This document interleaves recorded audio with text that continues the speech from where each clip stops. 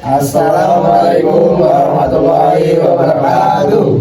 Mohon izin Ibu, perkenalkan kami dari kelompok 10 ingin mempresentasikan hasil dari diskusi kami, yaitu yang berjudul Perencanaan Wilayah Pedesaan. Izin perkenalkan diri, nama saya Daniel Siberian. Perkenalkan, nama saya Aditya Saputra. Perkenalkan, nama saya Putra Aditya. Perkenalkan, nama saya Muhammad Fahrul. Perkenalkan, nama saya Faris Fatur Rahman. Baik, di sini saya akan menerangkan tentang definisi desa. Desa menurut Kusnaidi tahun 2006 yakni sebuah sekelompok manusia yang tinggal pada suatu area dan mereka membentuk suatu badan hukum yang mereka dipimpin oleh suatu kepala desa dan mereka memiliki regulasi yang mereka tetapkan sendiri. Secara administratif, desa merupakan satuan hukum yang dimana pada desa tersebut memiliki sekelompok masyarakat yang hidup dan menentukan serta menetapkan suatu hukum pada wilayah mereka sendiri. Sekian yang saya sampaikan, akan dilanjutkan oleh rekan saya berikutnya. Baik, di sini saya akan menjelaskan tentang identifikasi peraturan perundang-undangan tentang desa dan pembangunan desa. Yang pertama, Undang-Undang Nomor 6 Tahun 2014.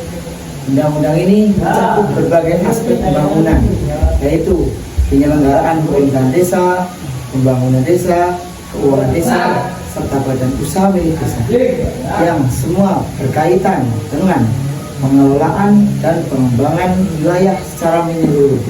Kemudian yang kedua, Undang-Undang Desa Pasal 74 ayat yang pertama. Undang-undang ini memprioritaskan untuk memenuhi kebutuhan pembangunan desa yang sudah disetujui dalam musyawarah desa. Kemudian yang ketiga, Undang-Undang Desa Pasal 74 ayat yang kedua. Undang-undang ini berisikan tentang kewenangan yang sudah ditugaskan oleh pemerintah dan pemerintah daerah, disertai dengan biaya anggaran yang sudah disahkan oleh APBD provinsi atau kabupaten. Sekian yang dapat saya sampaikan. Selanjutnya akan dijelaskan oleh rekan saya. Baik, di sini saya akan menjelaskan tentang pengertian unsur karakteristik dan perkembangan teori perencanaan. Perencanaan adalah suatu proses secara sistematis, kegiatan-kegiatan yang akan dilaksanakan untuk mencapai tujuan tertentu. Ada 3 unsur dalam perencanaan, yakni Conyer and Hill 1984, yaitu nomor 1 adalah merencana berarti memilih, dan nomor 2 perencanaan sebagai alat untuk mencapai tujuan, dan selanjutnya nomor 3 perencanaan adalah untuk masa dating. Selanjutnya ada 1 karakteristik perencanaan secara umum, yaitu pernyataan pilihan.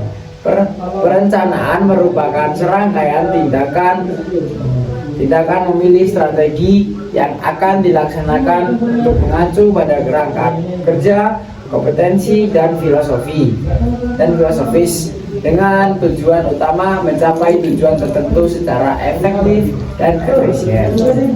Selanjutnya akan disampaikan oleh rekan saya.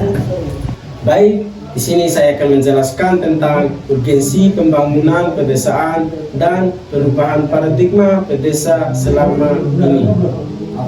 Yaitu pembangunan pedesaan memiliki urgensi yang besar karena desa merupakan basis utama produksi pangan, sumber daya alam, dan tenaga kerja. Menurut Mubiarto pada tahun 1989, pembangunan desa penting untuk mengurangi kesenjangan antara kota dan desa, sekaligus meningkatkan taraf hidup sebagai petani sebagai mayoritas penduduk desa. Sajogyo pada tahun 1977 menegaskan bahwa pembangunan pedesaan tidak hanya menyangkut aspek ekonomi tetapi juga sosial budaya. karena desa adalah pusat kehidupan tradisional yang sangat bergantung pada alam.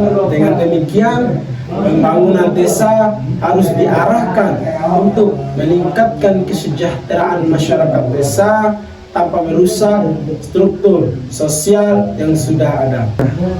Paradigma desa sendiri telah mengalami banyak perubahan yang signifikan. Dahulu, menurut Clifford Geertz, desa dipandang sebagai masyarakat agraris yang statis, tradisional, dan subsisten. Dan juga menurut Sutomo, paradigma telah mengalami banyak perubahan. Desa tidak lagi hanya sebagai objek pembangunan dari pemerintah, melainkan sudah sebagai subjek pembangunan dari pemerintah untuk mengembangkan potensi diri dan mengambil keputusan sendiri. Adanya perubahan paradigma desa tersebut, desa tidak lagi dipandang sebagai wilayah yang tertinggal, melainkan sudah sebagai ruang strategis yang mampu mendukung pembangunan berkelanjutan di tingkat nasional. Sekian presentasi dari kami. Jika ada kesalahan kata atau perbuatan, kami mohon maaf. Terima kasih. Bye-bye.